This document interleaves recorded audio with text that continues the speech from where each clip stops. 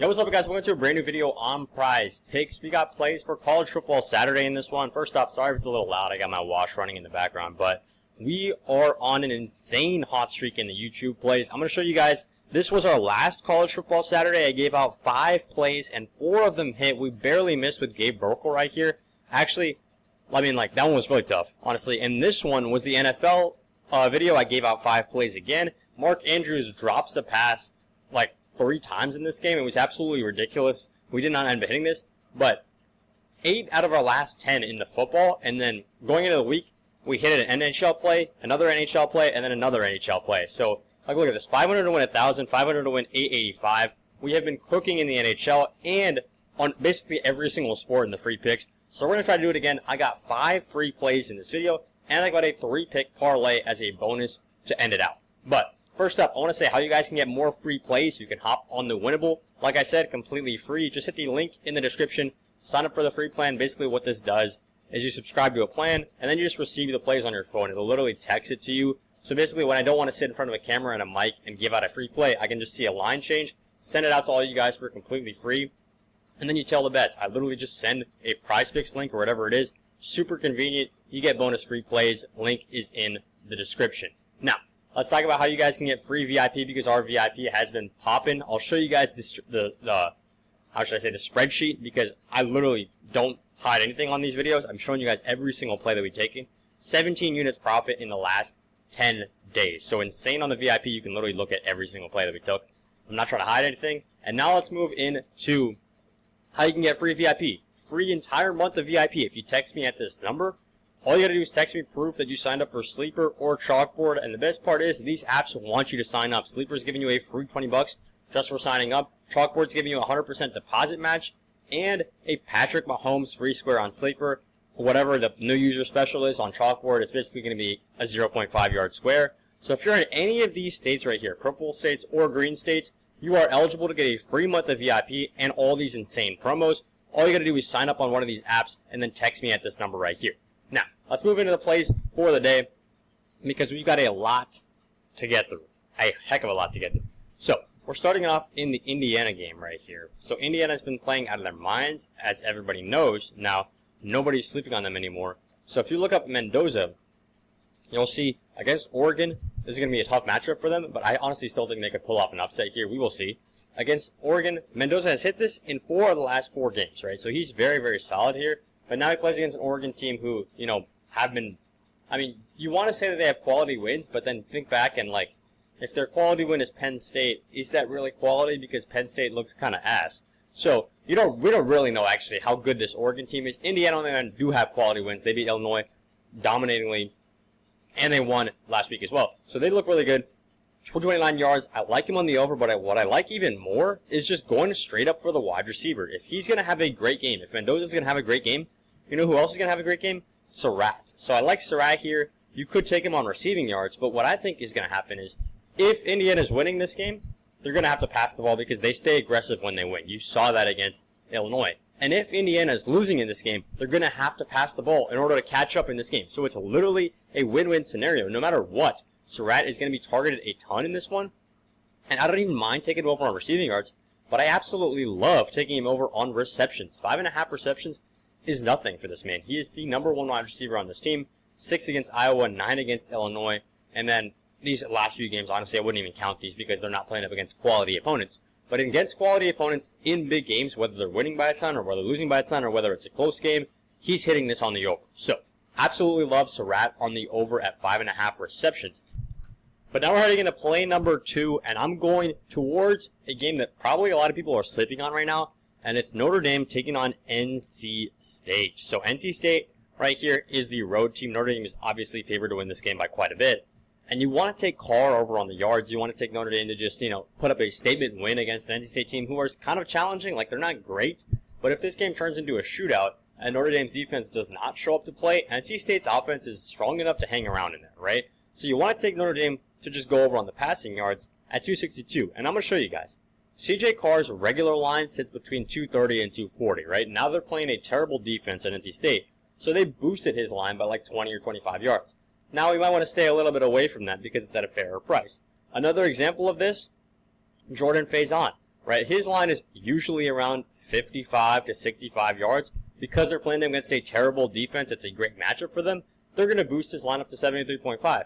And they've literally done this for every single player, as they should, except for one, which is, it doesn't make any sense to me why Malachi Fields is still at 48.5.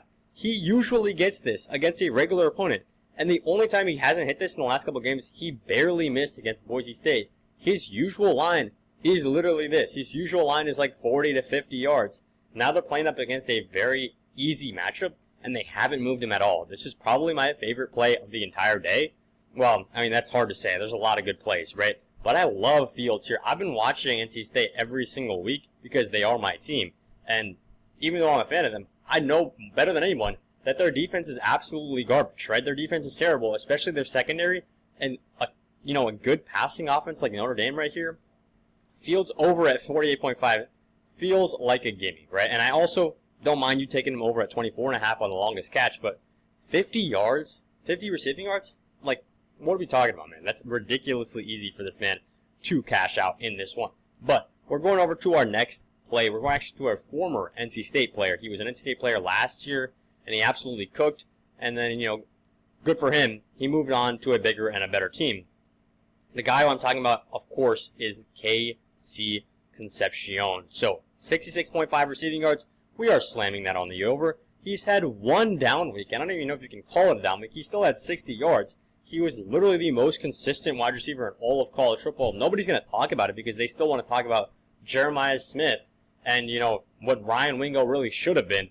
But nobody's going to talk about KC Concepcion. He is proving everybody wrong. He is a major reason why Texas A&M are up here.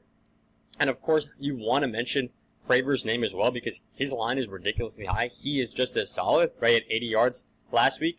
But Concepcion has been the better player in being more consistent. That's what I feel. Reed obviously favors Craver more, but Concepcion beating these players deep, which Florida we've seen, they can get beat deep quite a bit. Concepcion on the over at yards is an insane play, right? 66.5, like, what are we talking about, right? But let's go into a marquee matchup, should I say. Probably, I think this is the biggest matchup, unless you count Texas-Oklahoma, but I would say the biggest matchup of the entire day, at least in my eyes. Well, I don't know. Actually, I take that back. There's a ton of huge matchups. Oregon, Indiana is massive. But anyways, Missouri versus Alabama in this one. So, we're talking about this one. Ty Simpson, of course you want to take him on the over, but his line is ridiculously high. 285? Like, what are we talking about? I'm not going to fade him, though. We're not going to take the under. We're pivoting to my favorite player in this game, who, if you don't know his name by now, you're going to learn it after this video. Ahmad Hardy. Kid out of Louisiana is playing like an absolute dog. If we look at these stats, 99.5 rushing yards, and he's greened out in every single one of the last four. And it's not like he's playing up against bum teams, right? There are a couple, easy wins in here.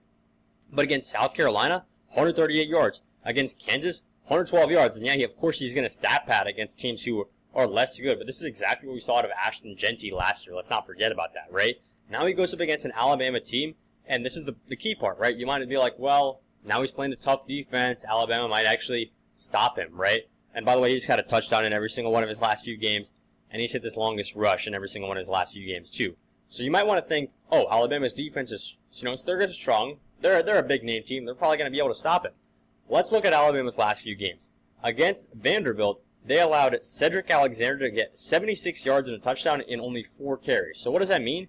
That basically means they allowed this player to break for a long rush. And it's not even like it was just him. Pavia took 12 carries for 58 yards. The quarterback was running all over this Alabama team. And against Georgia, what happened, this was a huge one. Chauncey Bowens, 12 carries, 120 yards for a touchdown. This Alabama team is not all that good against the rush. I don't care if they're a big name. They've not really been able to stop the rush unless they're playing terrible teams, right? Of course, they're going to stop against LA, Monroe, and Wisconsin. But against good teams, Georgia and Vanderbilt, even though Alabama have won, they have looked very weak against defending the rush. And now they play, in my eyes, the best running back in all of college football, Ahmad Hardy. So I love him on the over at 99.5 rushing yards, but honestly, I'm taking him on the longest rush instead. I think there's no way that he doesn't break free for a long one here. And he's hit this in 4 of the last 5 games. I mean, it's just a super solid play all around. If you want to take him on the touchdown, I don't hate it. If you want to take him on the rushing yards, I can't complain. But me personally, I'm taking him on longest rush. Now, let's get into, we're trying to close this parlay out. I love doing 5-mans on PrizePicks. I think that's the best place to play it. Obviously, flex play.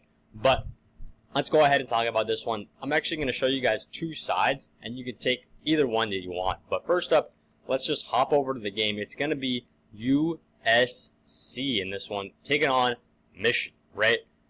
So this is basically like completely polarizing forms of, football in this one. USC, bombing down the field at 100 miles an hour, right? Basically like typical West Coast offense, right? They're just run and gun and basically throw the ball on every single play. Whereas Michigan, they're significantly more, slow-paced, rushing the ball every single play. Justice Haynes, 105 rushing yards. I mean, that's ridiculous why that's so high. But, I mean, I don't know. USC's defense is not that good. I guess it's fair.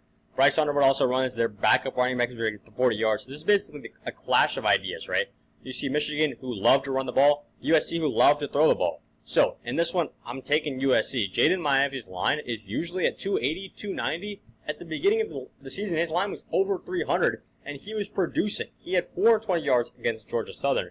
And, of course, that's not like that's nowhere near Michigan's caliber of play. But even against Illinois, a super solid team, 364 yards. What this team is literally the definition of a hurry-up offense all the time. When they're behind, whether it's by 7 points, 14 points, even 3 points, they're going to throw the ball and try to get back on top. And in this case, Michigan are, of course, the favorites to win this one. I think Michigan could, go up by a couple touchdowns, and then USC just have to bomb down the field, throw the ball every single time. So I love Maiava, if you can't tell. I love Maiava on the over. Maiava, I don't even know how I'm saying it. But I love this man on the over at 265 yards. But I also don't hate it if you just take the GOAT himself, Makai Lemon. If you haven't watched this guy's tape, go watch it. He's going to be an absolute stud in the NFL someday. At 82.5 receiving yards. I mean, look at this man. 151 against Illinois, 127 against Michigan State.